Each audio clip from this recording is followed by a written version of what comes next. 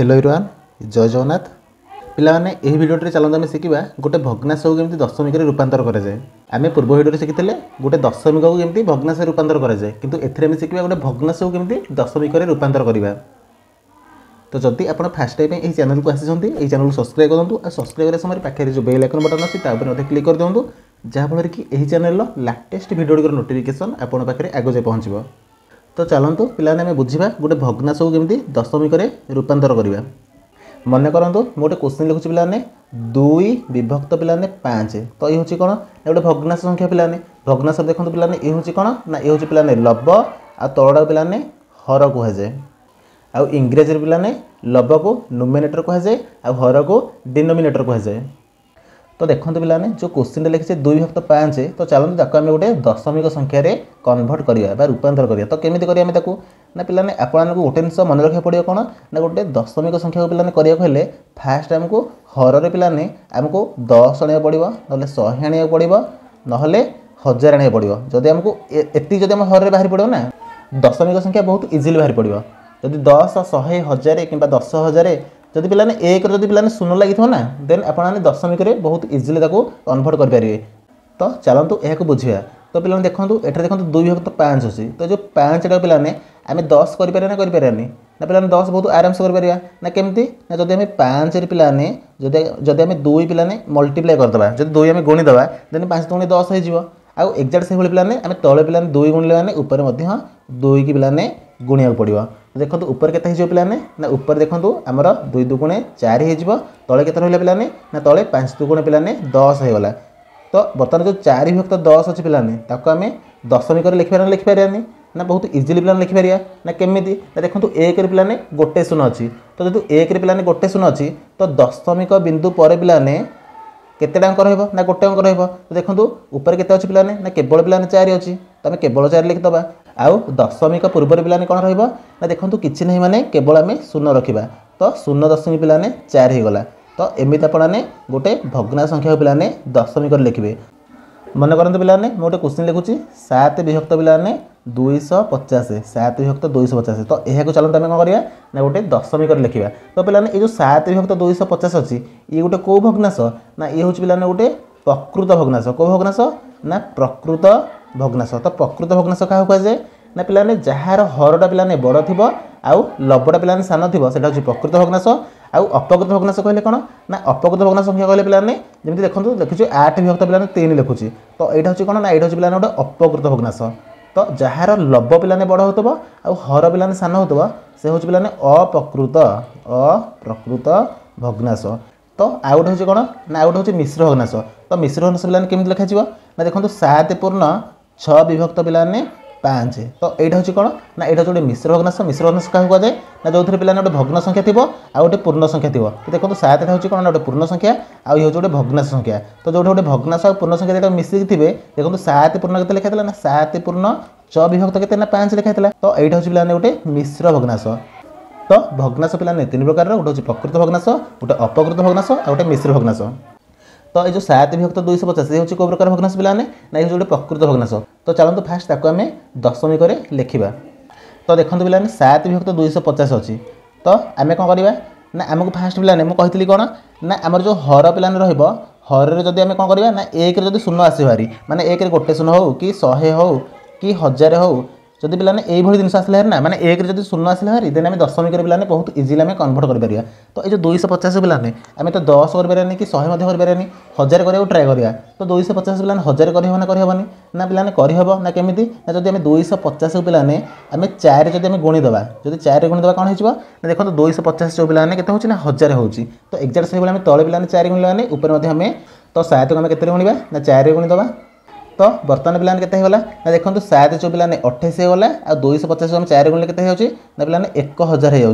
तो ये जो 28 विभक्त बर्तमान 1000 होगा ताको आम दशमिक लिखिपारे लिखिपारे ना दशमिक पाने करें ना केमी। तो देखो पाने 1 देखो 3टी शून्य अच्छी तो आम दशमिक जो रशमिक चिन्ह पर पाने केतेटा प्लेस पाने ना 3टी प्लेस रहा।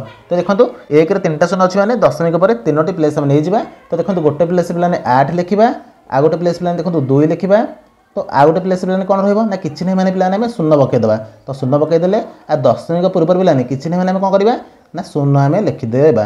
देखो ये केते होला ना 0.028। तो देखो आम जो 7 विभक्त 250 को आम जो दशमिक कन्वर्ट कले तो केते होला ना 0.028। तो चलो आम आउ गोटे क्वेश्चन करवा। मु क्वेश्चन लिखुची पे 25 विभक्त पे 20। तो देखो ऊपर रहा के ना ऊपर देखो 25 रहा तले देखो 20 रहा। तो लब्बटा पे जब बड़ है देन ये कौन हम पे ना ये गोटे अपकृत भग्नांश। अपकृत भग्नांश क्या कहुए ना जार लब्ब पे बड़ थी और हर सान थी तो गोटे अपकृत भग्नांश होगा। तो चलो तक कौन करवा ना तक आम गोटे दशमिक लिखा। तो दशमिक पे लिखा गले कौन करा पड़ो ना 1 रे 0 आने पड़ो। तो 1 रे 0 आम केमी आने ना पे जो 20 अच्छी पे ये 20 टाक आम 100 कराया ट्राए करा।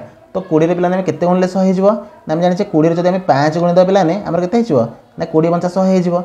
आउ ये जो 25 पे अच्छी तो 25 आम केते गुणिया ना तले आम 5 गुणिले मैंने ऊपर आम 5 पे गुणिया को बाध्य बुझिपारे। तो आम बर्तमान करवा देखो 25 जब 5 रे गुणिदेवा देन केते हो ना 25 × 5 पे 125। तो देखो ऊपर रहा 125 तले रहा के ना तले पे 20 × 5 होची केते ना 100 होची। तो देखो बर्तमान 1 रे 0 आसला हारी। तो 1 रे जेहेतु 0 आसला हारी बर्तमान आम 1 रे पे केतेटा 0 अच्छी ना 2टा 0 अच्छी। तो आम दशमिक चिन्ह कर दशमिक संख्या करा गले आम दशमिक पर पे केतेटा प्लेस रहिबो ना 2टा प्लेस रहिबो। देखो गोटे प्लेस पे केते रहिबो ना गोटे प्लेस देखो 5 लिखिबा आ गोटे प्लेस केते रहिबो ना आ गोटे प्लेस पे 2 लिखिबा आउ दशमिक पूर्व पे कौन रहिबो ना दशमिक पूर्व आमर केवल 1 रहिबो। तो केते आंसर आसला ना 1 विभक्त 25। तो 1 विभक्त 25 होची आम क्वेश्चन पे आंसर। तो चलते आम आउ गोटे क्वेश्चन बुझा। पे मनकर गोटे क्वेश्चन लिखुची के ना 6.25 विभक्त पे 100 6.25 विभक्त 100। तो ये हूँ कौन ना ये जो मिश्र भग्नांश देखो ये पूर्ण संख्या अच्छी प्लस भग्ना संख्या अच्छी। तो ये जो 6.25 विभक्त 100 अच्छी पे आम कौन करवा ना चलो ताको आम गोटे दशमिक रूपांतर करवा। तो फास्ट आम करवा ना पे ये जो मिश्र भग्नांश को ना चलते फास्ट आम गोटे अपकृत भग्नांश करदे। तो अपकृत भग्नांश कहले कौन ना अपकृत भग्नांश कहले जार लब्ब पे बड़ थी और हर तार सान हो। तो गोटे मिश्र भग्नांश को आम अपकृत भग्नांश केमी करवा ना देखो पे फास्ट आमको हर सह पे पूर्ण संख्या गुणिया पड़ो आउ लब्ब सह पे जी आंसर होता आम मिसेया पड़ो बुझिपारे। तो देखो कौन करा पड़ो ना फास्ट आम 6 को गुणिया क्या ना 100 सह पे गुणीदबा तापर आम ये 25 पे मिसेदेवा। तो एमती आमको करा पड़ो। तो आमर विभक्त केते रहिबो ना तले जेते पे हर 100 थिला आमर सेही 100 ही रहिबो पे यदि 100 को आम 6 रे गुणीदेवा केते जाउची ना 600 जाउची। तो 600 मिश्रण पे केते ना 25 आउ विभक्त केते अछि ना विभक्त पे 100 अछि। तो बर्तमान ये केते होला ना 625 विभक्त पे 100। तो यह को आम बर्तमान दशमिक कर ना पे देखो बहुत इजी होला। तो 1 रे देखो 0 अच्छी पे तो कौन करा पड़ो ना फास्ट आम दशमिक चिन्ह देदेवा। दशमिक पे देखो 1 रे 2टा 0 अच्छी मैंने आम 2टा प्लेस नहीं जावा। देखो 2टा प्लेस नहीं गले गोटे प्लेस पे 5 रहिबो आ गोटे प्लेस 2 रहिबो आउ जो 6 अच्छी पे कौट रहिबो ना दशमिक पूर्व के रहिबो ना 6 रहिबो। तो 6.25 होची आम क्वेश्चन आंसर। तो एमती आपने गोटे भग्नांश को पे दशमिक रूपांतर करेंगे। तो पे यहीटा आम आ गोटे उपाय करें ना केमी चलो तक आम बुझा। देखो पे ये जो 6.25 विभक्त 100 अच्छी ताको आम डायरेक्ट करते देखो 6 को 6 आम रहा दशमिक चिन्ह देले आ दशमिक चिन्ह देला ये जो 25टा पे अच्छी देखो 1 पे 2टा 0 अच्छी ताने कौन दशमिक पर पे 2टा अंक रही। तो देखो आम 2टा अंक कौन कौन अच्छा ना 25 अच्छा। तो एमती आपने करेंगे। मनकर गोटे क्वेश्चन लिखुची पे 14.8 विभक्त 1000। तो मनकर मुझे क्वेश्चन लिखिली। तो यह आम केमी करवा ना देखो 14 को आम 14 लिखिदबा तापर देखो 1 पे 3टी 0 अच्छी। तो दशमिक पर पे केते प्लेस रहिबो ना 3टी प्लेस रहिबो।